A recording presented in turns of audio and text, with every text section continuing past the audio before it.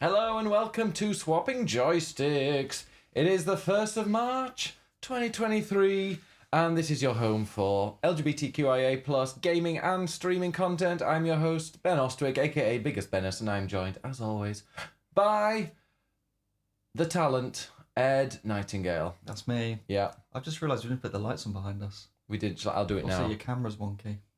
My camera is not wonky. Okay, it is wonky.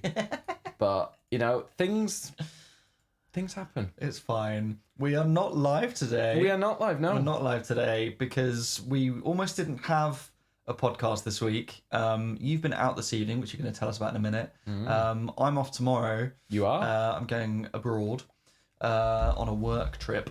Ooh. So we nearly didn't do this. And then we decided, let's just record it. And then all of you can watch it at your leisure. Yeah, and if you, as it encourages you to freaking subscribe to us on YouTube and on Spotify, Apple Podcasts. Go to swappingjoysticks.com. Yes. But yeah, if you are watching this on youtube.com, feel free to click subscribe and ring the bell and leave a comment. Leave a comment on your favourite part of this one.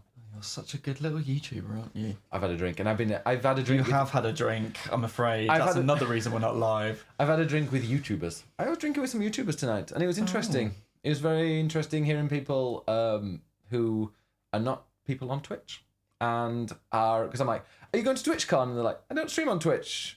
Oh, okay, that was awkward. Those people exist? Yeah. And they're talking about, I did a video and it had a few views, and then after a couple of days it got 4,000 or 5,000 views. I'm like, what? What is your trick? Yeah, have you learned the secrets? No. Oh. But I'm hoping that, I've been putting videos on YouTube since 2017, so just one day it's going to happen. Sure. No, don't believe me. We'll see. And you've had a tequila as well, haven't you? No. No? I've had 2 tequilas. Oh.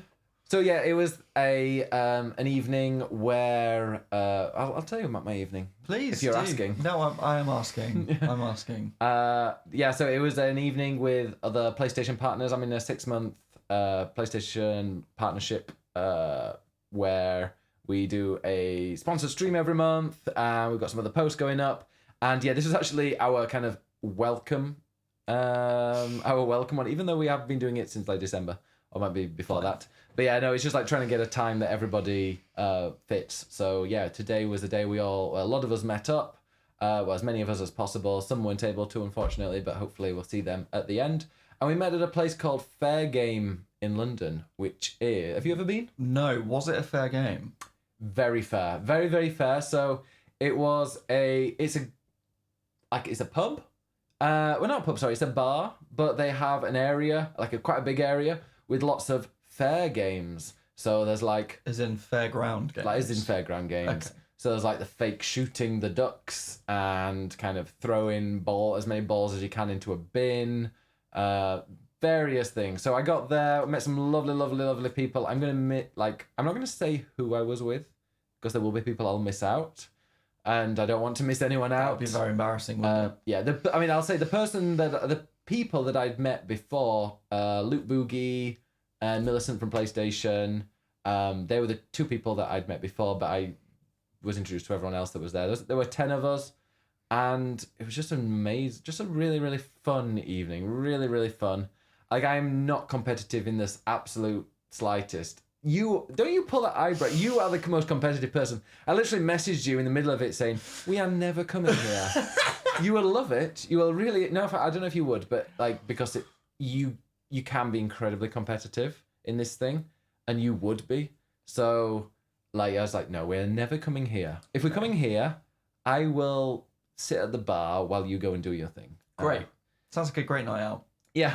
So we went there, and there were 10 of us, and we went to the first fairground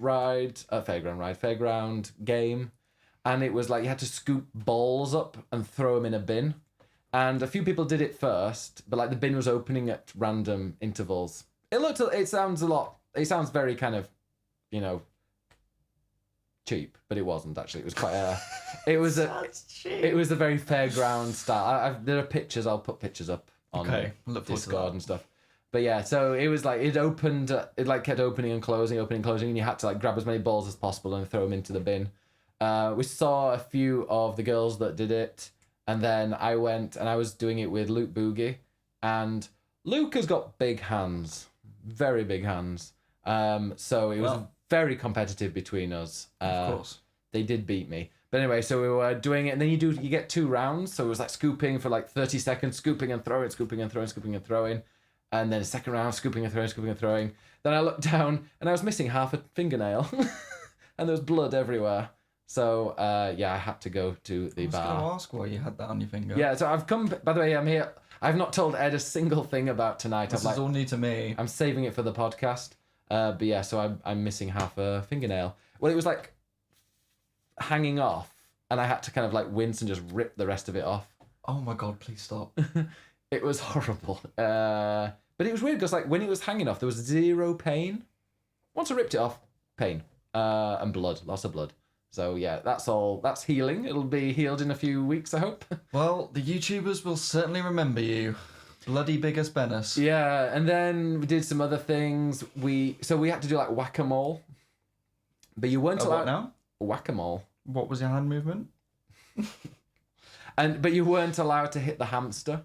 And well, it's a mole, isn't it? Yeah, well, there were 4 moles and 1 hamster, and you had to hit it. And people were getting like scores of about 300.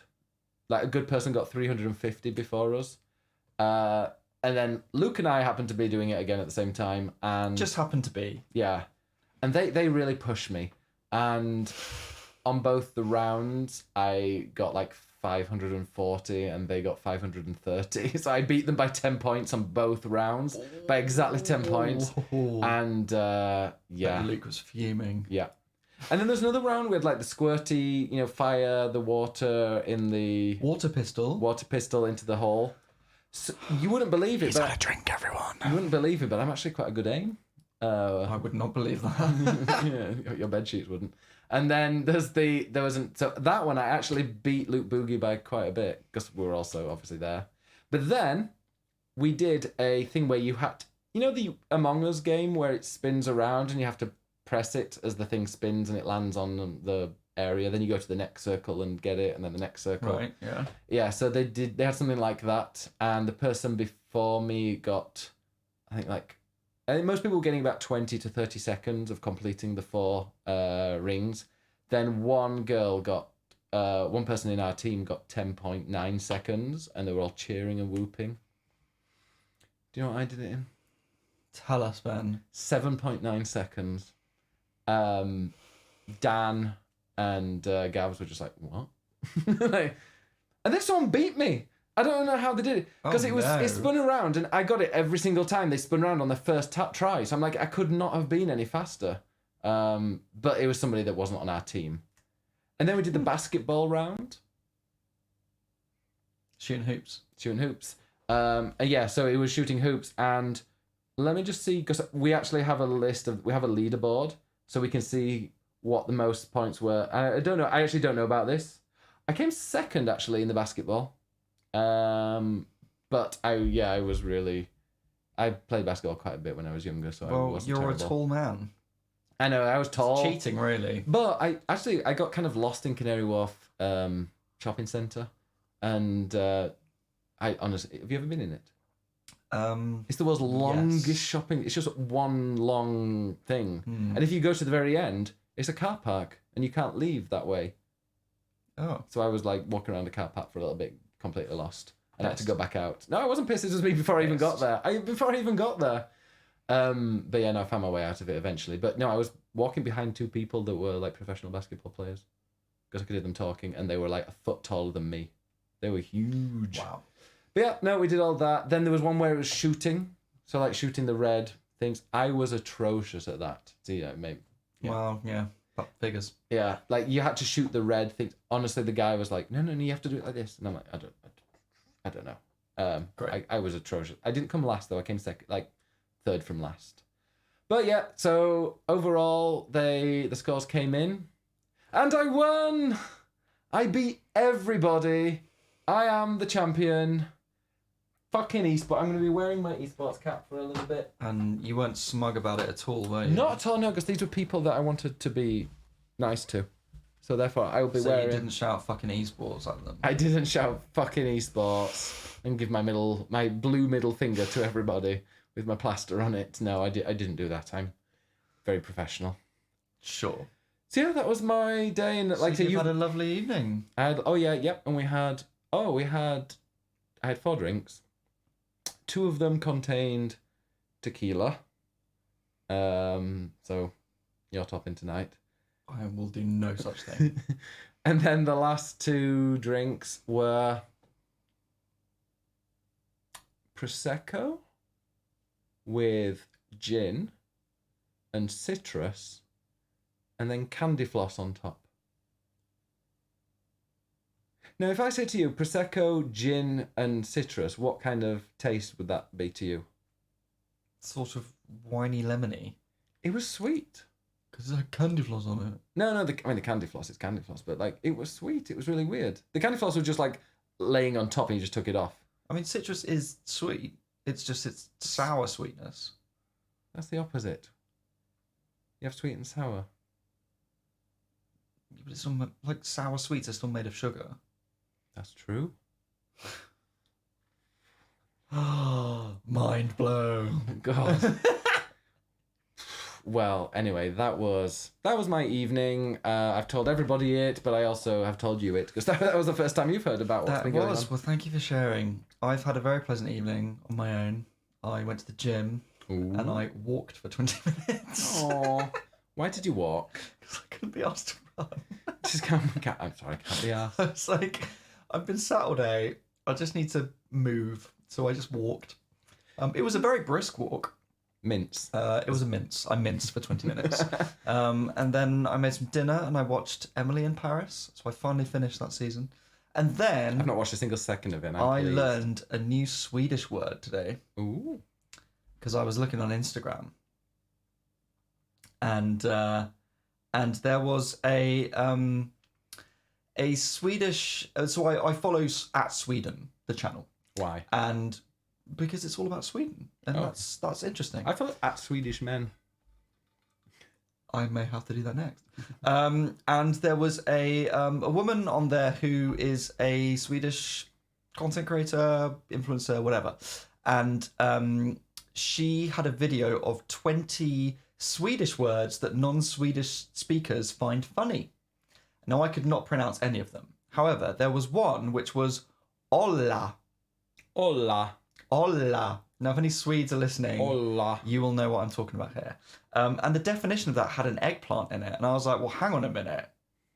I need to know more about olla. And so I asked Nincompoop, the wonderful Twitch streamer Nincompoop. A Swedish man. Who is a Swedish man. And I said, I need to know about olla. And he replied, and I quote you, "In Swedish, the usually purplish tip of the penis is called ollon. And therefore, olla is the act of slapping your dick on stuff." Ah. Is that why you did that when I came in the door? No.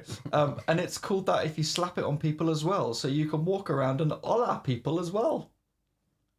That's fun, I'm looking forward to my wake-up call tomorrow. I said, I won't ask how frequently this is done. And he replied, you never know. Any door handle could be a victim. You wish. So there you go. Olla. Not on. That's my Swedish word of the week. Wonderful. Well, I'm glad you shared that with me. It just really amused me. Yeah. We don't have a word like for slapping your dick on anything, do we? A dick slap. Yeah. I mean, we've got like teabag for balls. Willy wagging. Willy wagging. Have you not heard that? No. What's willy wagging? Well, willy wagging is more when you've got like, when you're in Canary Wharf and there are like, you're in a pub and there are two probably mid-20s, very arrogant, typically masculine straight guys who work in the local bank and are in a suit, and they're all trying to one-up each other to be like, no, there were I earn quite more a few than of you. those tonight. No, I earn more than you. No, I'm better than you. That's called willy-wagging, because it's basically who's got the biggest dick is like metaphorically. There were a few of those actually at the fair game tonight. I'm sure there were. Yeah. That's why I set that scene for you. I was quite good. I think Luke's going to bring this up to you. Oh no. There was one where you had to get the ball and throw it and land in the circle that was like gallop, because you had a horse and you had to, and it was like walk, gallop, or walk, trot, and then gallop. And I was like saying, oh yeah, no, I'm used to have the balls like coming down into my face rather than in my hand. We had a big chat about balls. We never do this with you drunk. We must never do this when you're drunk. We had a good talk about balls. I'm sure you did. I did really well in that one. I came first. This was with nobody that was in our team. I beat so many children. Like, they got their ass kicked. I beat so many children. I mean, that's probably not difficult, Ben. I mean, actually, no, there weren't any children because it was 18 and over, but there were just some very small people there. So just average size, to be honest. Yeah. Shorties, like you. I'm not drunk. I have just merely had a couple of drinks to take the edge off living with you. Sip your tea. Okay. In The Last of Us. The Last of Us mug, indeed. Well, we should talk about what we've been playing this week. First of all, you doing anything this week? Not as exciting as that. I told you about Ola. That's my excitement of the week. Well, I think because it kind of is a game that you've been playing, I think you need to tell us everything about Final Fantasy 16. And by the way, for anyone that's wondering, we were in a group of we're in a table and a booth that was perfectly circular except the end, and I had a really bad cough. Well, I had a cough, and I didn't want to cough on anyone, so I turned my neck, coughed, and then my throat hurts. Have you strained a muscle? I've strained a muscle from coughing because I turned away because I didn't want to cough near anybody, and then I coughed and I was like, oh, now I've lost my voice a little bit. Great. So please talk as much as you can. Does that mean I'm doing all the talking today? Is that what you're saying? Well, yeah, I mean, I know I've talked for 90% of the last 17 minutes, so you go ahead. Well, what have we been playing this week? I have actually been playing some Legend of Dragoon and some Final Fantasy Theatrhythm. I don't care about that. 16. You want to know about Final Fantasy 16, which I played a few weeks ago for a preview. And we should probably link to my preview. Money, do the thing. We're not live, Ben. Should be in the comments. You'll see Monica Rybina-Stainer with a link. Sure. I'm not going to say everything right now because I want people to go and read that because I want the views. And I put the effort into writing that. But I can certainly give you a rundown of what I played and what I felt. And the short answer is I fucking loved it. It was just, I was super, super excited to get to go and to play it. And it's just an absolute thrill to play that game. So we had a little presentation beforehand with Yoshi-P. Oh, I've been in the drop. I've been in the room with Yoshi-P. Did he say hello to you? No. Did he talk to you? No. Did he smile at you? One of my favourite moments was they were like, oh, if you want to have a picture. And I was thinking, oh, great, we can get like an individual picture. And then at the end of the presentation, so it was him, Suzuka, who's done the, in fact, I think that's his name. I'm really sorry if it's not. Who has done the combat, and then Koji Fox, who is the localization director. So it's the three of them. And they literally just walked to the middle of the stage area and just went... And just posed. And everyone just went... Take photo. Everyone has the exact same picture. So that was nice. Pity you got an old crap phone. Wow, I've got a new one coming. So I then got to play the demo, and I'm not going to talk about story, mainly because I'm not allowed to, but also it wasn't a demo about story, it was a demo about combat. And that is kind of one of the big things that people have, I think, wondered is, how does it play? What is the combat? And combat is very fun. It is completely real time, so it's not turn-based, there's no menus. Plays... That's not a Final Fantasy game, Ed. Oh, shush. It plays much more close to something like Devil May Cry or Nier or almost like a hint of Dark Souls. You're hitting everything. I mean, Dark Souls maybe not, but Yeah, I love Nier and I love. It is very much an action RPG. And you joke, a lot of people are sort of reading the previews and being like, oh, this doesn't sound like Final Fantasy. And Final Fantasy isn't just about, to me anyway, isn't just about turn-based battles. A lot of the older games were, but more recently they have evolved and each game has its own battle system. And to me, this is kind of just a new battle system. It has to be just about light and crystals. That's the only thing that keeps it from one to another. There's definitely light and crystals and darkness and Ifrit and Shiva, and that's it. Well, there's definitely summons and there's definitely crystals and Chocobo, and I think Moogles as well. So it does have all of those things. When were Chocobos introduced to Final Fantasy? In the first? There you go. No. I will Google it while you tell us all about the game. I think it might be 3. Ooh. But that's an interesting question. Yeah. I do know that they are based on the chicken walking things from Nausicaa, Valley of the Wind, which we watched at the weekend. Boring. It was not boring. It was a great Studio Ghibli film. Even you didn't like it. I liked it. So combat is completely real time. Is it 2? It's 2. I knew it wasn't 1. Chocobo is a recurring animal in the series. Large avian creatures, chocobos roughly act as the Final Fantasy equivalent of horses, being domesticated for use as mounts, for pulling carts and carriages, and for racing. Since their first appearance in Final Fantasy II, they have appeared in every game in the series in some capacity. As a mainstay, they should be considered the series mascot. Not Moogles, apparently. Apparently there's even Chocobo spin-offs. Wow. Yeah, there are. Chocobo racing games. Oh, of course. So, yeah, it's still... What? In the Pixel Remaster version, Chocobos appear in the animation of the confused black magic spell in Final Fantasy 1. So they've been added retroactively back to the Pixel Remaster. Interesting. There you go. So yeah, it is very much an action RPG. If you're a Final Fantasy fan that likes the turn-based stuff, maybe this won't be for you. But I would say that they are making this very well. They're going to. They are making steps to make it approachable for everyone. But yes, like that Square Enix make loads of other turn-based games. Like people are loving Octopath Traveler at the moment.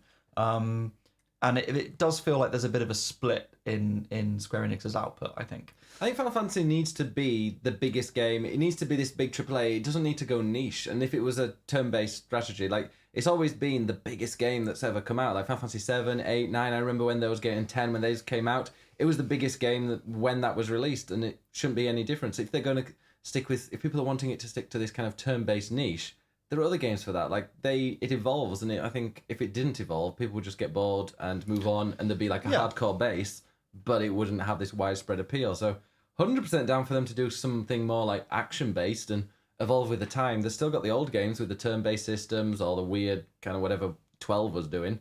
But, I think people... Gambits. There are just people out there that are like, no, this is not my type of game. It's like, great, go find one that is. Fuck off.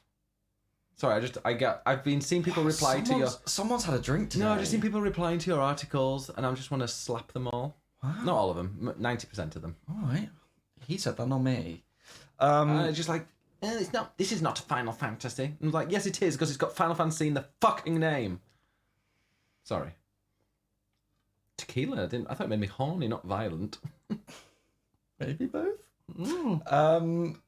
So yes, I think you make a point about Final Fantasy being in a niche, and I think that's what Yoshida and the team feel, is that the series is seen as a niche series, and what they want to do is compete with God of War, Horizon, all the other like big Sony exclusive games, and so that is very much what they're doing with this. And for me, it wipes those games, like it wipes the floor with those games. The thing that has impressed me the most and what I felt most of with this demo is the sense of scale. It was, like I said, it was a combat demo, so it was all different types of combat, but it started with small skirmishes against soldiers, and then it's building up to like bigger groups, and then a mini boss, and then a boss, and then there was a separate part of the demo that was then Clive versus one of the icons, and then it was icon versus icon as this like huge Titanic kaiju battle, that was fucking awesome, and was just sort of explosive and special effects and stuff, and it was a little bit hands off. It's a little bit sort of, pressing buttons and watching cutscenes. But having done all the other stuff, the combat with Clive is so intricate and so well done and so precise that then becomes this big showcase and this big relief that's just really satisfying to watch. And to see that escalation throughout the demo is just really impressive. There's just this huge sense of scale. I don't think summons have ever felt as powerful. They are fierce deities that you summon, literally, and they've never felt as big and as titanic and weighty as they do here. What do you think about the QuickTime events? Because a few people have been like, I don't want to QuickTime events in my Final Fantasy game. There's a few. They're called cinematic strikes. But it is literally, it comes up with a wheel in the middle, which is quite slow. So you have a lot of time, and then you just press the button and it carries on. So all it really is just making that cutscene slightly interactive, and it's just punctuating key moments in it. It's not like a frequent occurrence of loads of QuickTime events. So I wouldn't worry about that. What about accessibility? Well, I was getting to that then. Accessibility is an interesting one. I've written a separate piece about that, which we will also link to, because they have taken quite a novel and interesting and unusual approach to accessibility. Essentially, what they have created are a series of combat assists. So there aren't difficulty options. There's a story mode you can play, but all that does is put these accessories on by default. And there are 5 different ones, which essentially give you like auto potion or auto dodging, or puts all attacks on one button. Or there's one where you control. So normally you have Torgal the dog or the wolf, and you control him, but there is an assist where he controls himself. He's automatic, which is probably really useful for everyone, to be honest. And so these assists are tied to rings that you would equip as an accessory, as you would so many other accessories. And on the one hand, I quite like that as an idea and as a concept. Do you get them at the very beginning and you can pick them? Okay, so it's not something you buy in the game. No, you get them from the start. Okay. So you can choose which ones you want to wear. Now, on the one hand, like I said, I quite like that in the sense of they're at least integrating accessibility into the game, and it's become part of customization. So rather than it being tucked away in a menu somewhere that most people will ignore, it's kind of a bit more upfront and a bit more part of the game. And I like that because it will put the idea of assists in people's minds that maybe aren't disabled players and might think, actually, that's useful for me and I want to try that. And I think that's a good thing to make that more open to everybody. At the other end is the fact that you've only got 3 accessory slots, and there are 5 assists. So you can't have all of them. You have to choose. And by selecting those assists or equipping them, that's not allowing you to equip other things. So your typical accessories to increase your health or your magic or whatever else. So essentially, there is a cost to using these because, yes, if you can automatically dodge, you probably don't need extra health. But that's not the point. You're not giving people a choice. And really, it would be better if it was in a menu that you could just toggle on and off. Didn't Nier have something similar? It did, which I'd forgotten about until very recently. People brought it up. But the thing is, there are different chips you can equip in Nier, and it's kind of a similar thing. But Nier has got like a lot. I think those kind of assists they use very few. They're very, very little space, and you've easily got enough to add all the other options that you want. Yeah, I think that's what Laura Kate Dale brought up. Right, and in this you can't. So there's what's sort of more interesting. Another point about it is that they have sort of brought this up as an accessibility option, but I think what they really mean is they want the game to be approachable, because as we were saying, there are lots of older fans who love the turn-based games and maybe don't like action games, and they still want to appease those fans. So they are adding these assists for people who maybe aren't very good at action games, but still want to experience the game. Now, those assists, in that sense, are still accessibility, but I don't think, and I don't know, and I want to find out how much Square Enix has actually considered disabled players in the process of this. And I think that's where there's become a bit of a debate around this, around the word accessibility. Is accessibility specifically for disabled players to help them, or is it just about making your game more accessible and approachable to more people? And I think in this case, it's more of the latter. But there is sort of accessibility wrapped into this, whether they intended it or not. So it's become a bit of a sort of muddy waters kind of area. I like that it at least exists, but I don't think they have done it in the best way. Yeah.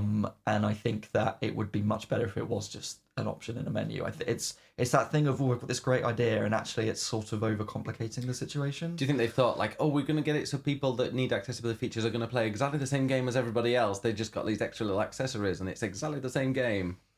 Maybe. And in some ways that's a nice thought, and I sort of appreciate that. You know, I'm not a disabled player, and I don't want to speak for that community at all. And there have been a lot of accessibility experts and consultants and disabled players who are sort of commenting on this, saying, well, actually, this doesn't sound like the best kind of accessibility. So there is more work to be done there by Square Enix and also by me to look into it more, which I would like to. Just the same as some people just pick apart a headline and a specific word that's used in a headline rather than read through the articles. But that's all I would say, not you. Thank you, man. So yeah, I think what the sense that I got from the demo overall as well is just that they are really listening to fans and listening to criticism of previous games. One of the things that Yoshida really pressed is that this is very much story based, it's character based, and they are telling a complete story through this game. And I think a lot of people didn't like the story of 13. They found it confusing. They didn't like the characters. 15 was sort of incomplete, and they had to add all the extra DLC and all that kind of stuff. So he was very plain in saying that like this is a complete story and it's character driven. And from what I've seen, the characters are very attractive, but also like really likable characters. And I think that they are putting in a lot of effort to understand what people maybe didn't like about 13 and 15, and then bring in new action combat to bring in newcomers and just make this brand new game that is a spectacle and is incredibly well made. I feel like Yoshida and Creative Business Unit 3, who also made 14, I feel like they are very confident in this game, in this product. They understand what Final Fantasy is, they understand what their vision for this game is, and they are absolutely delivering on it. And it's an absolute thrill ride to play. I am very excited to see some more of the quieter moments. I want to find out more about Clive. I want to empathize with him more. I want to do more exploration, riding a chocobo, all those sorts of things. It's not an open world as well, which 15 was and had loads of busy work. So it's not open world, but it also has big areas with exploration. So it's not the linear, I presume, is not the linear experience that 13 was. So I really do feel like they're listening. 15 had a mix of both. True. Weird. I really do feel like they're listening, and they are really trying to create a Final Fantasy game that is a new standard. And I love that, and I'm really excited about it. The other thing that I really like, because I'm a music geek, is the battle fanfare, which, as you know, if you've played most of the games, you will know is slightly different in every one, because the musical style is different, and the fanfare represents or reflects the musical style of the game. It's the da da da da da da da da that you get at the end of battles, and la, la, la, la, la, la, la. Like that. Exactly, just like that. And in 16, the battle fanfare is sung by a choir, Just like that. just like that, and it has lyrics. So it's not just notes or chanting. You have all fucking died in fire. Like that. Yes. However, it's not in English. I think it might be Latin, but I'm not sure. So don't quote me on that. And I have not been provided with a translation of the lyrics, so I can't tell you what they are because I don't know. But I just love that, like you, a lot of the music is very orchestral. There's a lot of choral music in there, It's Soken from 14, so if you like the 14 music, it feels very similar. But there's a lot of big bombastic orchestral music and big choirs and stuff, and then they all like sing the battle fanfare at the end, and it just like it's so good. We'll go see another so good. orchestral piece. Distant Worlds. Yeah, we'll go to the next one. Yes, please. Mm. So that was that. So there's more detail if you're interested in the write-up, so please go read that. Read the accessibility piece. And in both of them, there is a video that Aoife from the video team has done. Which Name-checked you many times. Well, she's sort of taken basically all of my notes that I wrote and has formed that into a video with actual visuals of the combat. So if you want to see what I've been talking about, you can see it in action in the video. Oh. So do go and watch that and leave a nice comment on YouTube. Yeah, do it. Well, I mean, it was kind of neck and neck with Breath of the Wild 2 or whatever it's called now. Tears of the Kingdom. Tears of the Kingdom. I just want to say Tears of a Kingdom. Tears of a Kingdom. Yeah. The Kingdom. What is the kingdom? Hyrule. Oh. Yeah, so Tears of the Kingdom. Yeah, see, Final Fantasy I've played a bit of 7 when it came out, but like 8 was my main one I played as a kid. I played through pretty much, I think I've actually played a bit of every single Final Fantasy game that came out of the main series since 7. So I'm much more into a Final Fantasy game than Zelda, but like hearing you talk about it, yeah, it's shot up 100% to my number 1, most anticipated. Tears of the Kingdom was my most anticipated because I love Zelda above everything, but playing that now, and then also seeing the recent trailer for Tears of the Kingdom, which was really good, but looks a bit kind of more of the same in terms of Breath of the Wild. Whereas this is a brand new Final Fantasy experience. Nothing like 15. That is nothing like the previous ones, and it feels unique. I love the setting, and it I think is now my most anticipated game this year. I cannot wait to play more of that game. Yeah, me too. All right. I mean, I'm not gonna say much. I have played not really that much, a bit of Final Fantasy 9. I'm kind of slowly progressing through that and enjoying taking my time with it. I actually really like the quick time events. Are they quick time events or they called limited time events? The story ones where you go to another area. Even though it's like, I don't know, maybe later they get longer, but now it's like they last about 30 seconds. But it's just nice kind of little kind of side to what another character is just doing, even if they're just kind of walking around a village and people are ignoring them, and then it just goes back to what you were doing before. It's just, I don't know, I'm really warming to the characters in that game. Every single one of them, even the knight. What's his name? Steiner? Steiner, yeah, even Steiner and his funny little face. So, did he have a funny little face in the original, or is it just the He's always port? had a bit of a funny face. Like, yeah. it was like comic. He's got very big eyes. Yeah, and like a perfectly, like a black line for a mouth, so he's very stressed. Yeah, he's comical. But no, I love all the characters in there. I've even got a Zidane outfit for my Final Fantasy 14 character. Of course you do. Yeah. It's extremely gay and I love it. And yeah, no, apart from that though, I have been playing, as of yesterday, Destiny 2 Lightfall. Oh, here we go. I mean, I'm not going to say too much because I'm probably not even halfway through the campaign yet, but it is everything I want from a Destiny. Like, the visuals is gorgeous. It's neon, cyberpunk. The mods they've made mods a little bit simpler. You've got like they've given everybody a rank. So I'm a veteran apparently because I've done so many various things. I don't know what. That's veteran. I've been given the rank of veteran, which is like halfway up the scale. But like you have to do things to kind of claim to the next rank, just so you can see when somebody joins you or if somebody is they can be like, I'm a blah blah blah blah blah. You know that they've been playing this a lot. Because at the moment it's like, do you play it a lot? Yeah, I play it quite a bit. And you don't know if they're actually any good. So if they're, So you can be, but I wonder if there will be any gatekeeping in that in the future. If it's like, I need someone to join me, but you must be rank 9 or 10 or something like that, which will be a little bit, which will happen. But if somebody says you must be a rank 11 or 10 or whatever, they're the people you just don't want to hang with because they're going to be kind of sweaty, angry people. So I'm playing through the campaign on legendary difficulty. Oh. I've gone from like a veteran on legendary. I know, who am I? And I win at fair games as well. What is going on today? I'm where's my esports? It's good. Not again. Not again. No, but I'm playing through that with Andinis, who is carrying the shit out of me. Of course. Well, actually, no, I think we work really well together. Because most of the missions we've had, I've actually killed more people because I've been like focusing on the ads, and Andinis has been like doing more damage on the boss. And then once the ads are gone, I go and help with finishing the boss. And we've been working well together. And there was only like one part where we had to redo a few times, but we like changed things up. And he just presents a really tough challenge to the game.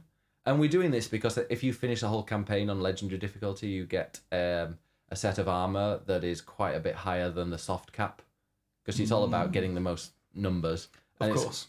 Yeah, the highest numbers. And yeah, if you getting quite a bit higher than the soft cap gives you like a huge boost going into the season. And then you'll reach the hard cap, and then there's the pinnacle cap, which is 10 points higher.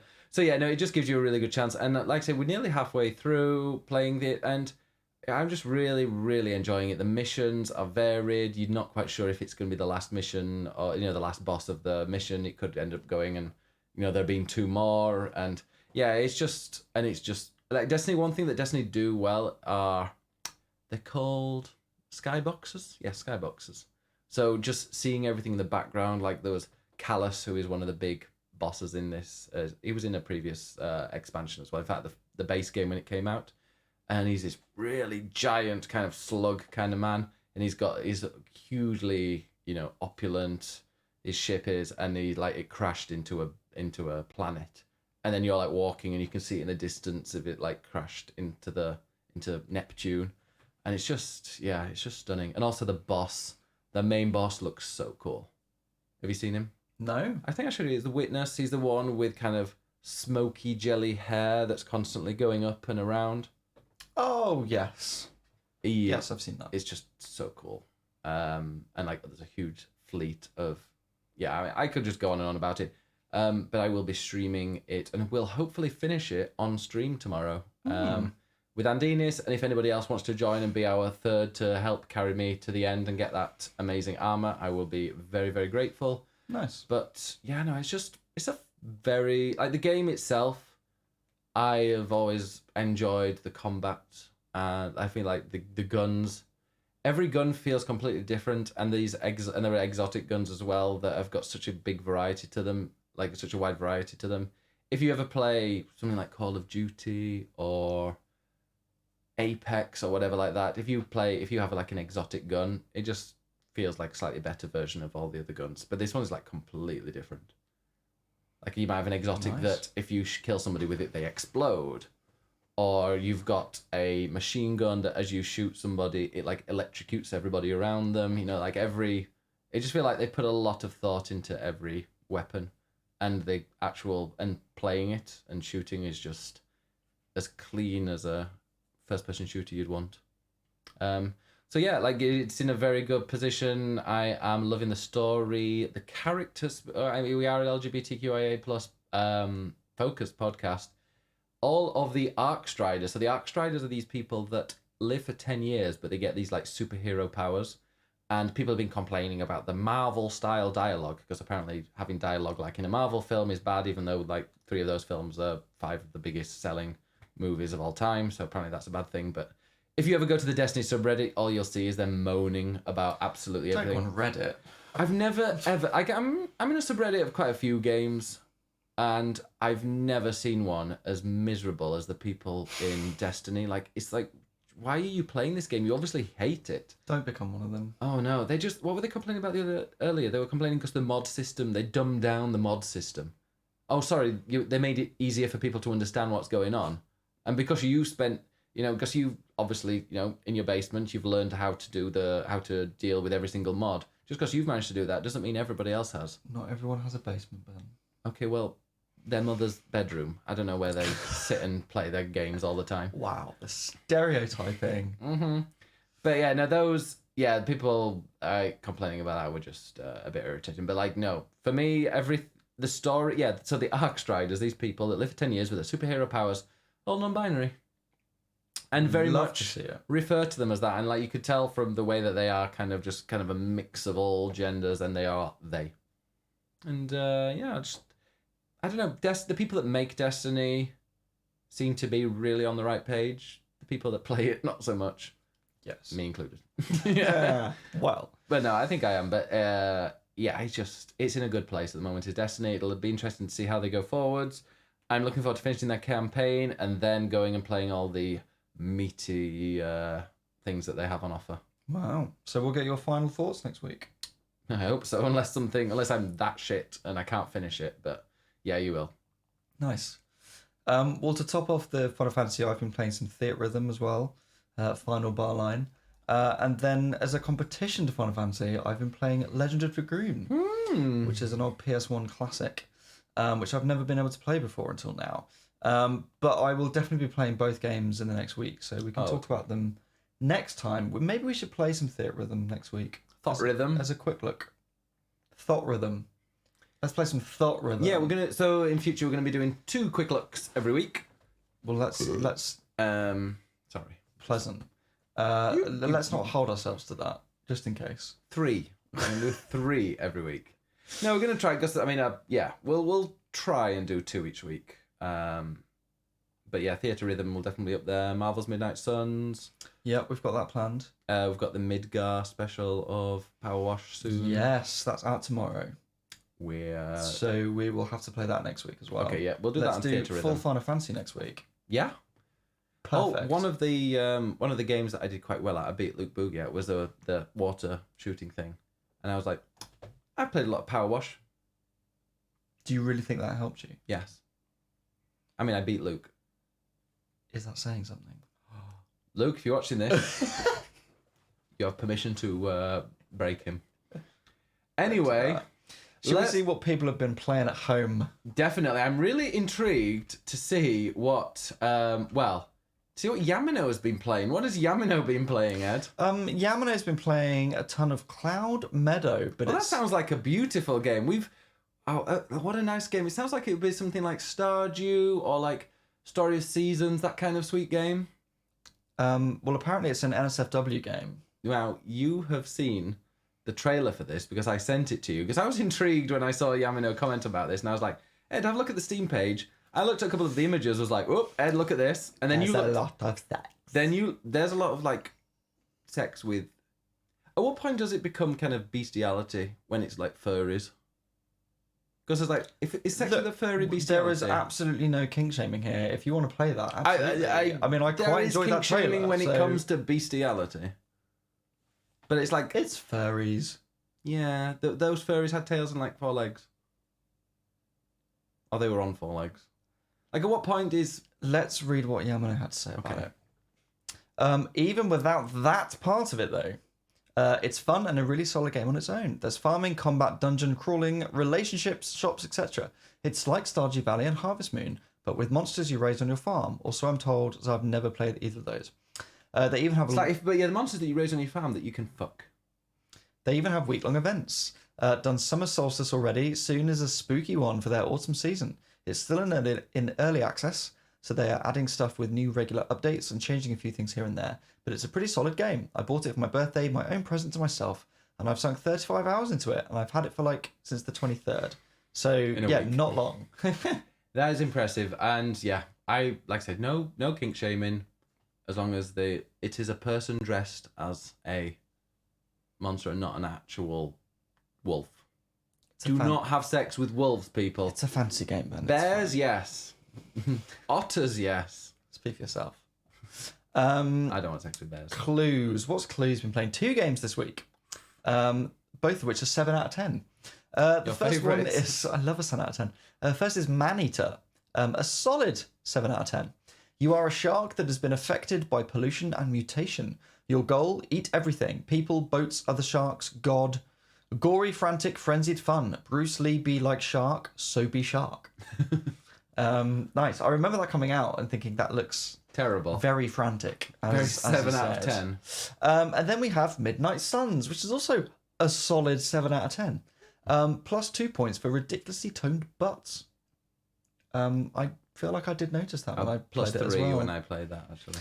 This game thoroughly confused me. It has all the trappings of a gacha free-to-play game. Gacha mechanics, weird action limiting systems, multiple currencies to further confuse you, plenty of cosmetics to earn via currency, but there is minimal microtransactions, none to game power. It's almost like this was initially designed as a free-to-play gacha game, but their conscience said no, and they listen. They don't have conscience. That aside, it's a solid tactical game with a very Marvel-esque plotline, not deserving of the raving reviews you see everywhere, but still enjoyable. Also, really, superhero butts. I've enjoyed what I've played. We'll talk about it maybe next week or the week after, but because I want to play more of it. I sort of haven't encountered too much of that stuff, but I haven't played it a huge amount. I like the tactical gameplay though. I have no interest in Marvel whatsoever, so the story is way over my head. But I'll appreciate the butts, and I like the tactical combat. You like a butt? I can appreciate a butt. Yeah. Speaking of Cloud Striders in Destiny, massive bulge. But I think it's like their armor plating it's an armor plating that looks a little bit like a corset, but it has like a really straight thing down that looks like a huge bulge. Well, speaking of bulges, there is a new skin in Call of Duty for, I think, Husky, I think is the character's name. And it's a new skin, and he's got bulging muscles and thick thighs and a massive bulge that is very clearly shaped. Yeah, that was... Thank you, Activision. Yeah. Clues also says Destiny, but Ben will cover that for a while I play through my third playthrough of the start. You're welcome. Enjoy. Capped has been playing a lot of No Man's Sky on Game Pass since the Fractal update just dropped, and it has come leaps and bounds since 2016 launch. It's 100% more user-friendly and beginner-friendly.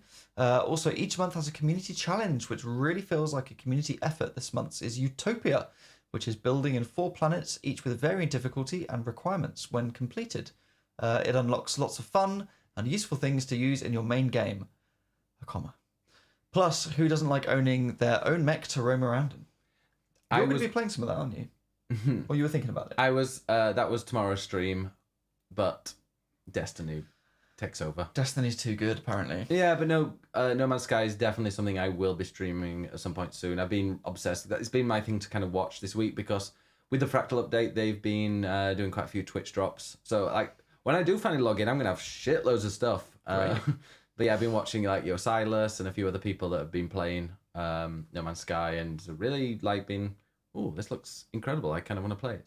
I just love the idea of being able to just go to random solar systems in the game and just land on any planet wherever you want, and there'll be like wildlife there potentially, rivers, and like you can go into the rivers and see kind of coral and fish swimming around, and it's like just how on earth it still blows my mind that that's even possible.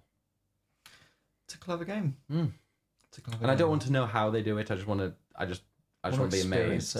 Yeah. Liz has been playing Overcooked 2, a classic. Everyone knows it, and mostly everyone loves it. A true test of relationships of all kinds, fun to boot. We're not playing it. No, we will not be playing that. Squiggle Drop on Apple Arcade. This is a really fun solve the puzzle by drawing a shape game. It's tricky to begin with, and then really ramps up. A great time killer. I love a Squiggle Drop. Yeah, that sounds great. You should download that. I've had too many anchovies and oil. Oh yeah. And then lastly, Bacon. Not the food. A really stupid ad-supported game where you hold a frying pan and need to flip a piece of bacon onto a random object. From pancakes to your own face stuck on Marilyn Monroe. We should totally play that. Okay. I'm not sure if this counts, but I like gamified learning and have started coding using the Mimo app. It's Duolingo for coding. That sounds interesting. I did a coding course on for Java or JavaScript, one of the two, and just got me really angry and frustrated. I passed it, but maybe don't do that. Yeah, coding is frustrating. I remember doing something and it's like, you've got 9, at the end of it, it's like, you've got 19 errors. So I went through and corrected the 19 errors, and then it was like, you've got 109 errors, because then it had kind of opened the rest, it allowed it to read the rest of what I'd written. Eventually I got there, but because it was like the same thing just 50 times. Yeah, so shocking. If I put a space after a comma or whatever, and I shouldn't have done it, it's like, coding is frustrating. Yeah, it's not for me. Very stressful. And then lastly, Gemma. Liz and I finished the main story levels of Overcooked 2. I know, she told us. And it was so great. I've played it lots, but never finished it before, and I really loved it. It's so cute, just the right amount of challenging, and we actually got good at some of the levels. Kevin and his steamed buns are not it, though. Why would you steam a small, beautiful, sweet bun? We're not having this conversation again. Ed and I have had a conversation about what the difference between a bun and what were you calling them? A bap. Well, I call them a... What do I call them? Buns. A roll. Well, you called them baps and I called them a roll. Yeah. Because in you call put buns something burgers else. in a bap. No, it's a bun. No, a bun is a small, like, little mini cake. That's No, a bun. That's a cake. 'Cause it's No, a mini cake. that's It's a a fairy bun. cake. Cakes are big. If I said, can I have a that's just cake, please? And they gave me something like this, I'd be like, no, take it back. I want a cake. That's a bun. No, that's a fairy cake. You make buns are small little things. It's a fairy cake. We don't have fairy cakes It's a up cake for north. fairies. Exactly, we don't have fairies up north. We have proper people that eat buns. Anyway, Gemma also says we opted to share an Apple Arcade membership. The joys of sharing an address with someone, and I'm looking forward to playing many more mobile games in the future. Please. It sounds like Liz has some great options for you, Gemma. Please play What the Golf. Yes. What the Golf is easily the best game on Apple Arcade that I've played. It's high praise. Yeah, I was about to say it probably isn't the best because I'm sure there's some other ones on there that are great, but it is phenomenal. You'll be laughing. If you're sat near somebody while you're playing What the Golf, you can attest to this. Most of the time I'm like, look at this, isn't this hilarious? Look at this, how fun is this? Yeah. Anyway, is there anything urgently pressing in the news that we can talk about? Well, I haven't prepared anything because I wasn't planning this. But I can definitely look through the website, see what's happened. Tell us. There's a couple of things, but I'll get to them when I remember them. Hi-Fi Rush is getting a photo mode. Oh, great. So I should play that. Yes, you should. Yeah. But that game is beautiful and deserves a photo mode. It is so beautiful. I am very happy that that's coming. Just Dance and Gran Turismo are going to be at the Olympics. I thought it said it was a crossover. I was like, this is amazing. Just No. dancing and getting mowed down by cars. No, they're going to be at the Olympics. Why? Because the Olympics are trying to get into esports. And they've chosen those two games. I'm so down that's for fun. that. Would be great to watch. I'm really disappointed it's not crossover though. Would you drive people around a track or would you dance with a car? I'm driving you to your dance lesson. And then you have to get out and dance in the street. Like a triathlon. Oh my god, a triathlon. Gran Turismo, Just Dance, and then Call of Duty. We should probably touch on, as we've talked about Final Fantasy 16, we should probably talk about Yoshida and the use of JRPG as a term. Don't use this that slow. Don't joke, man. So he was interviewed by different places as part of this sort of round of previews, including Skill Up, and they asked him about sort of JRPGs and action games, and he was really quite uncomfortable about the use of the word JRPG. And essentially, his argument is saying that, you know, in Japan they don't make JRPGs because they just make RPGs, and it's a term that Westerners use to differentiate between, you know, those games in Japan and the games that we sort of typically think of as JRPGs. It's like in Italy, do they say, I'm going to the Italian restaurant, or do they say, I'm going to the restaurant? Well, the analogy I was thinking of is more like K-pop. Like in Korea, I don't think they call it K-pop, it's just pop. What's it 'Cause called that's here? just K-pop. B-pop. Because Westerners decided to call it Korean pop, just because it's from Korea. And I feel like JRPG has been given that sense as well. Britpop was the thing, though. It was a bit different. Obviously, it was different. It was in British. It wasn't Korean. Well, there you go. So Yoshida was saying that it appeared in Japan around 15 years ago, and people found it quite derogatory because they were like, well, why are we being pushed into this niche of JRPGs? Like, we're just creating RPGs. And, you know, there is a certain kind of style of what people think of as a JRPG. And that actually is very much what they are trying to move away from in 16. As I was saying earlier, I think they feel like the Final Fantasy series has become this niche, which is JRPGs, and they're trying to push out of that a little bit.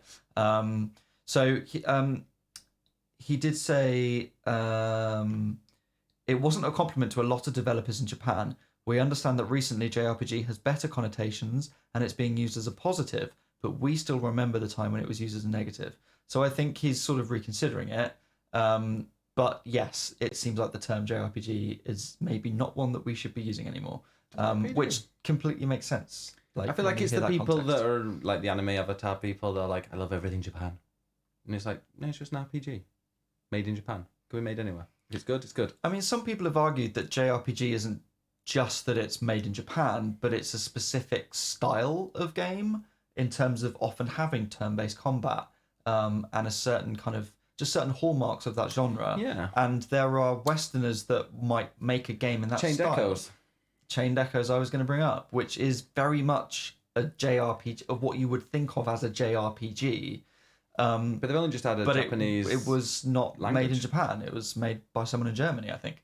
It's because I just saw recently they added a patch that added Japanese language support, and people were like, "Oh my god, thank you!" And I'm like, "But like the people that were saying thank you were not Japanese. They just wanted to play it in Japanese because it had the JRPG effect." Because yeah, it's that JRPG thing. It feels authentic in that Yeah. sense, even though it's not authentic to the developer. But also, yeah, like, how would they understand it actually? Because it's mainly text, isn't it? Yeah. Weird. So I think there are different understandings of the term JRPG, but it feels like that is very much evolving, and people might want to reconsider using that term. Yeah. All right. No. There is one other big bit of news. Do you remember it? I do. I'm just checking if there's anything Legend else. Dragoon got an update. And It did. It's very important. Because it's now no longer broken. Forspoken's getting DLC. That apparently was actually announced a while ago. I just had forgotten. But you say that Luminous Productions is now forming part of Square Enix, and that basically means we ain't getting a Forspoken 2. And I doubt the Luminous engine will ever be used again. And I'm sure those people will now be sprinkled off into other projects, and they'll forget that ever existed. Fine. I mean, I enjoyed playing it, but I don't want to play anymore. Yeah.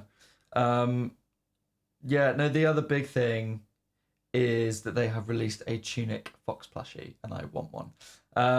No, the other big thing is Elden Ring DLC is on the way. Did you see, before we move on to this stuff that you can rant on about, Final Fantasy 16 is getting a demo 2 weeks before.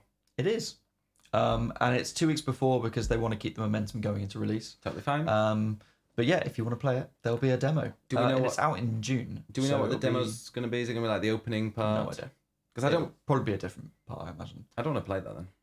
But Square Enix, well, if it is literally, here's the opening section that you can play. Yeah, and then continue. And then it continues, because that's what they keep doing in a lot of their games. I love so maybe those. they're doing that. I love that with Octopath. Yeah. That made me buy the game, and then I didn't continue with it. Great. No, there is an expansion DLC for Elden Ring, which is called Shadow of the Erd Tree. And they literally just dropped this on Twitter with no explanation. There's some artwork, which is a blonde figure riding Torrent in a sort of field of wheat with loads of ghostly apparitions and ghost gravestones. And then there is a tree in the background that's corrupt with sort of gold pouring out of it. And immediately everyone is trying to work out what the hell this means. And everyone's probably wrong. But I also did it as well. I think what most people seem to agree on is that the character on Torrent is Mikola, who is... Mikola. Okay. Who is Melania's twin brother. Melania is the super hard boss with the long red hair. And she has a twin brother called Mikola, but Mikola isn't really seen very much in the game, but has lore around him. And people have long suspected, well, surely they'll expand on that story in DLC, and it seems like now they are. People have likened this figure to Mikola, and he has a whole story around sort of dreams and slumbering, and he wants to save his sister, and people are suspecting that this DLC might take place in like an alternate dream world, that maybe you have to enter Mikola's dream to understand it. How many lore videos did you watch to understand that? A couple. Because who understands the story of Elden Ring from playing it? You just go and kill all the NPCs, then you don't need to bother with a story. All that. So yeah, I imagine it will have lots of fun bosses, and it will be very, very difficult. But I look forward to playing it. We don't know when it's out yet. They've just said it's in development, so it could be months and months and months away. I need to get back into it. I think watching you play it might make me want to get back into it again, because I've no idea where I am. I just need to get the thing where I can do my reset, because I've put some points in certain things that I don't really need to put points in. So going and getting one of those things that can reset and then, because I'm very happy playing as Vanguard, I think it is. Okay. Sword and Shield, I enjoy playing that. It's very powerful, and I do enjoy a good parry. And I don't feel like I'm too bad at it. So just, yeah, great, but kind of make it a little bit more efficient, and then maybe I can go to Caliph, because apparently that's where I need to go. We can certainly help you with that, Ben. Please do. Damn. I love a carry.